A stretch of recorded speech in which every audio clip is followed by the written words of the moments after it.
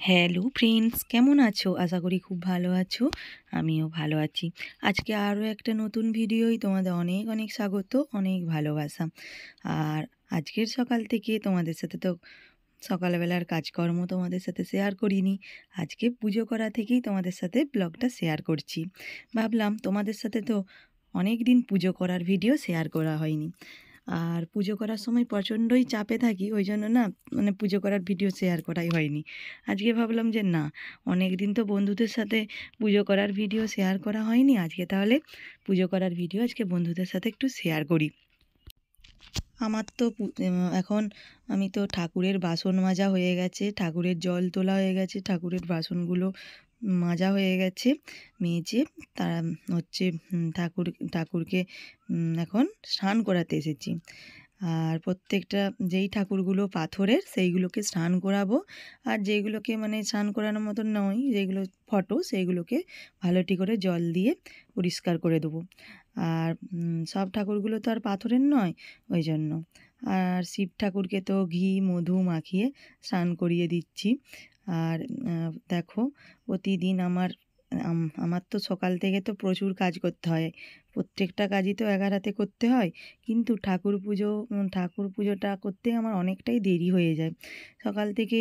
সকালে সব কাজকর্ম সেরে, তারপরে সজলধারার জল তুলে, তারপরে হচ্ছে মেয়ে তো স্কুল যাবে, মেয়েকে খেতে টেতে দেওয়া, যেইগুলো হচ্ছে কাঁচা কোচালা করি প্রতিদিন 1 বালতি 2 বালতি করে, সেগুলোকে মিলে তারপরে আমি ঠাকুর পুজোতে হাত দিতে পারি।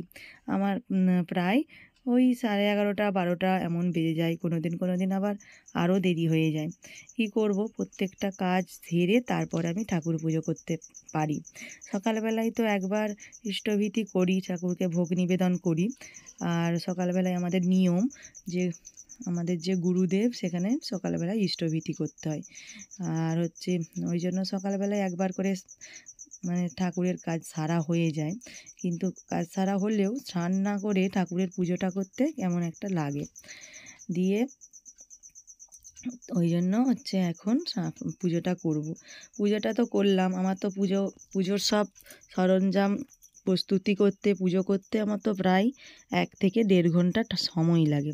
কারণ আমার যত কাজই করি, যাই করি, আমার পুজোটা যেন নিখুঁত করে না করলে আমার সারাদিনের মনটাই শান্তি হয়নি। আমার পুজোটা করলে তবে আমার মনটাই শান্তি হয়।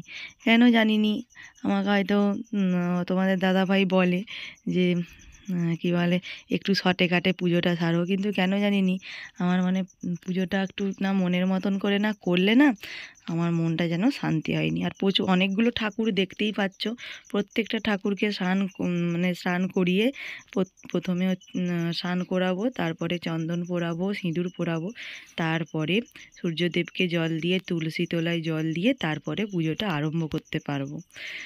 হ্যাঁ, আর আমার প্রতিদিনই রান্না বসাতে এত দেরিই হয়ে যায়। বাড়ির কাজ সারবো না হচ্ছে পুজো করব, না হচ্ছে রান্না করব, কী করব, আমার এমনভাবেই দিনটা চলে যায়। আর আমি হচ্ছে কি আর ভাবিও নি যে এর থেকে সকাল করে হবে। সকাল করে কীভাবেই হবে, সকাল করে হচ্ছে হওয়াটা তো সম্ভব নয় না, দুটো তো হাত, ঠাকুরের এদিক দিয়ে আমার সংসার দেখতে গেলে, এদিক দিয়ে ঠাকুরের যদি কিছু করি তাহলেও মনটা শান্তি হবে না। সারাদিন অক্লান্ত পরিশ্রম করে আর মনে হয়নি যে ভিডিও বানাই। তবু না, তোমরা কিছু জন আমাকে অল্প অল্প কমেন্ট করছো, ওই জন্য ভাবছি যে না হচ্ছে ভিডিওটা বানাই। তোমরাও দেখি, তোমাদের ভিডিও দেখি, তোমরা যারা আমাকে কমেন্ট করছো তাদের ভিডিও দেখি, তোমাদের ভিডিও আমার খুব ভালো লাগে। তার ভাবি যে এরা যদি করতে পারে আমিও পারবো। সবাইয়েরই কাজ আছে সংসারে, কারুর একটু, কারুর অনেকটা। আর কি করব, আর এমন করেই হচ্ছে আমার সারা দিন চলে যায়। তার মাঝেও নিজেকে ভালো রাখার চেষ্টা করি। আর কাজের মাঝেও মনটাও ভালো থাকে কাজ করতে করতে। আর হচ্ছে ঠাকুর পুজোটা এখন ঠাকুরকে হচ্ছে সব চন্দন সিঁদুর পরিয়ে এখন হচ্ছে ধুনো ধূপ জ্বেলে নিচ্ছি। আর ধুনোটা আমি বাইরে দিয়ে চলে এলাম, প্রদীপটা জ্বেলে নিলাম। আর আমি প্রতিদিনই পুজোর সময় ধূপ ধুনো জ্বেলেই পুজো করি।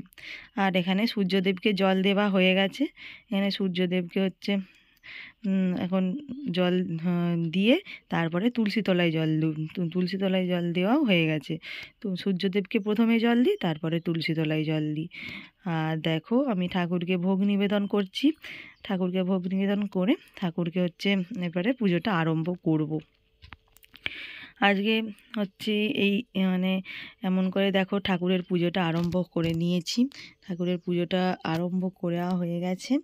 এরপরে ঠাকুরের পুজোটা যা হোক করে নিই, করে নিয়ে তারপরে আজকে কি রান্না বান্না করব না করব সবটাই তোমাদের সাথে শেয়ার করব। আজকে প্রতিদিন দেরি হয়, আজকে আরও দেরি হয়ে গেছে। তারপরে মুড়ি খাবো, মুড়ি খাওয়া হয়নি এখন। ঠাকুরের পুজোটা সেরে তারপরে এখন মুড়ি খেয়ে তারপরে এখন রান্না বসাবো। আর আমাদের খেতে খেতে প্রায় তো মানে 2:30-3টে বেজে যায়। অত তাড়াহুড়োও থাকেনি, তোমাদের দাদাভাইও আসতে একটু দেরিই করে, আর মেয়েটাও এখন সেই 4টে 4:30 5টার সময় আসবে, তারাও থাকে না। ওই জন্য ধীরে সুস্থে আমি বানাই রান্নাগুলো। এইভাবেই আমার সকাল থেকে রাত অবধি কাটে। আর এইভাবেই হচ্ছে আমি ভাবি যে এমনভাবেই না দিনটা কেটে যেতে পারলেই ভালো হয়। ঠাকুরকে শুধু এটাই বলি, শরীরটা ভালো রাখো। আর শরীরটা ভালো রাখলে সংসারের তো সব কাজকর্ম করতে পারবো। যখনই আমার শরীর খারাপ হয় তখনই আমার না আমি চিন্তায় পড়ে যাই যে আমার কাজগুলো কি করে করবে। আমার শরীরের থেকেও আমার মানে কাজের দিকে আমার মনটা পড়ে থাকে যে কীভাবে আমার মানে সংসারটা আমি কাজকর্ম করব। আর এই মানে এইটাই আমার চিন্তা হয়। এই দেখো না কদিন আগে প্রায় 1 সপ্তাহ, ওই 1 সপ্তাহ প্রায় বাপের বাড়ি থেকে আসার আগে থেকেই আমার শরীরে একটু প্রবলেম হচ্ছিল। তখন হচ্ছে একদম কাজ করতে পারছিলাম না। তখন হচ্ছে কাজ করতে খুবই কষ্ট হচ্ছিল। শরীরের ভিতরে হচ্ছে একটা মানে কিছু হলে না শরীর একটা খারাপ লাগে না, শুধু একটু কাজ করছি তাতেই হাঁপিয়ে যাচ্ছি। আমার মানে পেচ্ছাপে তো ইনফেকশান হয়েছিল। দিয়ে তারপরে আমি বুঝতে পারিনি, আমি ভাবছি জল খাওয়ার কমের জন্য এটা হচ্ছে। কিন্তু মানে আমরা দীঘা গিয়েছিলাম না, দীঘা থেকে শেষ ওইখানে দীঘা যেদিন আসি তার আগের দিন থেকে এটা আরম্ভ হয়েছে। তারপরে এখানে আমাদের সামনে একটা ভালো হোমিওপ্যাথি ডাক্তার ছিল, সেটাকে তো দেখালাম। তাকে দেখিয়ে একটুখানি এখন ভালো আছি। এখন তেমনই হোক টুকটুক করে কাজ করতে পারছি, ভালোই মানে শরীরটা একটু আগের থেকে ঠিক হয়েছে। তখন শরীরে এতই প্রবলেম হচ্ছিল যে কি বলবো। আর শরীরটা যখন খারাপ হয় মনে হয় যে দুদিনের জন্য বাপের বাড়ি যাই, যেয়ে রেস্ট নিই। কিন্তু তা করলেও তো হবে না। মেয়েটার তো পড়াশোনা আছে না, স্কুল প্রাইভেট আছে, তারপরে তো 2 দিন ছাড়া হেথায় হোথায় আমাকে যেতে হয়। আর ওই বেড়াতে হেথায় হোথায় 2 দিন ছাড়া কাজের সূত্রে না, তোমাদের দাদাভাইয়ের কাজের সূত্রে হেথায় হোথায় যেতে হয়। আর কি করব। আবার যদি বাপের বাড়িতে যে 1 সপ্তাহ শরীরে রেস্ট নিই, তাহলে ভাবি যে না, শরীরে রেস্ট নিতে যেয়ে যদি মেয়েটা পড়াটা পিছিয়ে যায়। প্রাইভেটগুলোতে যাওয়াটাও তো একটা ভালো আছে না, স্কুল প্রাইভেট যাওয়াটা। দেখো আমার তো তোমাদের সাথে অনেক কথাই বলে ফেললাম। আর এখন হচ্ছে আমি এখন আনাজটা কুটতে বসে গেছি। আজকে হচ্ছে ভাবছি যে কী করব, শর্টে কাটে কী করা যায়। প্রচণ্ড তো দেরি হয়ে গেছে, প্রায় 1টা বাজছে। এরপরে আমি এখন আনাজগুলো কাটতে বসেছি। আজকে ভাবলাম যে কি করি। আজকে তাহলে একটা হচ্ছে উচ্ছে ছিল, সেই উচ্ছের চচ্চড়ি হবে আর ডিমের ঝোল হবে। আজকে হচ্ছে এটাই হবে। প্রথমে ওই জন্য উচ্ছে আলু বেগুন কুটে নিচ্ছি। আর উচ্ছে আলু বেগুনটা কুটে নিয়ে তারপরে উচ্ছের চচ্চড়িটা বসিয়ে দেবো। আর উচ্ছের চচ্চড়িটা না ভালোই লাগে খেতে। বাপের বাড়িতে যখন সে দোলেতে তোমরা দেখবে, দোলে তোমরা যদি আমার ব্লগ দেখে থাকো মানে দেখতে পাবে দোলের দিনে উচ্ছের চচ্চড়ি হয়েছিল। আর আমার মা না উচ্ছে থাকলে উচ্ছের চচ্চড়ি খুব করে, জানো। আমার বাপের বাড়িতে উচ্ছের চচ্চড়িটা প্রচলন আছে খুব। দিয়ে আমি ভাবলাম তাহলে আমিও উচ্ছের চচ্চড়িটা করি। আর দেখো উচ্ছের চচ্চড়ি কুটা হয়ে গেছে। এরপরে আমি মানে ডিমের ঝোলের আলুটা কুটে নিচ্ছি। ডিমের ঝোলের আলুটা কুটে নিয়ে তারপরে উচ্ছের এখন এই বলছিলাম না যে 2টি ভাত আরও বসাতে হবে, 2টি ভাত বসিয়ে দিয়েছি। কিন্তু হচ্ছে এদিক দিয়ে কুটা হয়নি, ভাতটা এদিক দিয়ে হয়ে গেছে। এদিক দিয়ে উচ্ছের চচ্চড়িটা প্রথমে করে নিয়ে তারপরে আমি ডিমটা আলুটা মানে প্রেসার কুকারে সেদ্ধ করে নেব। দেখো আমার তো প্রায় আনাজ কুটা প্রায় কমপ্লিট। আর আনাজগুলো আমি তো কুটে নিয়েছি, নিয়ে এখন আনাজগুলো তুলে রাখছি গরুকে দেবো বলে। চলো আজকের পুরো ভিডিওটা দেখতে থাকো। হাই ফ্রেন্ডস, অনেকক্ষণ পরে তোমাদের কাছে চলে এলাম সামনাসামনি। সকাল থেকে তো সামনাসামনি কোনো কিছুই তোমাদের সাথে শেয়ার করতে পারিনি, কারণ সকাল থেকে তো ঘরের কাজকর্ম আছে। আজকে প্রচণ্ড রান্নাবান্না করতে দেরি হয়ে গেছে, কারণ প্রতিদিনের যেমন ডেলি কাজ তেমন সেইগুলো করেছি। ডেলি কাজ সেরে তারপরে কাঁচা কোচালা করে মেয়েটার জন্য আজকে স্কুলের ভাত করেছিলাম, কিন্তু মেয়েটা আজকে স্কুল যেতে পারেনি, মেয়েটার শরীরটা খারাপ ছিল বলে। ওই জন্য ভাত খেয়েছে, তোমাদের দাদাভাইও ভাত খেয়েই গেছে। আবার ভেবেছিলাম একবারে ভাত করে নিয়েছিলাম, কিন্তু তোমাদের দাদাভাই বললো দুপুরে এসে খাবে। দিয়ে তারপরে আবার দুটি ভাত বসালাম। ভাত আজকে হবে হচ্ছে ডিমের ঝোল আর চচ্চড়ি। আজকে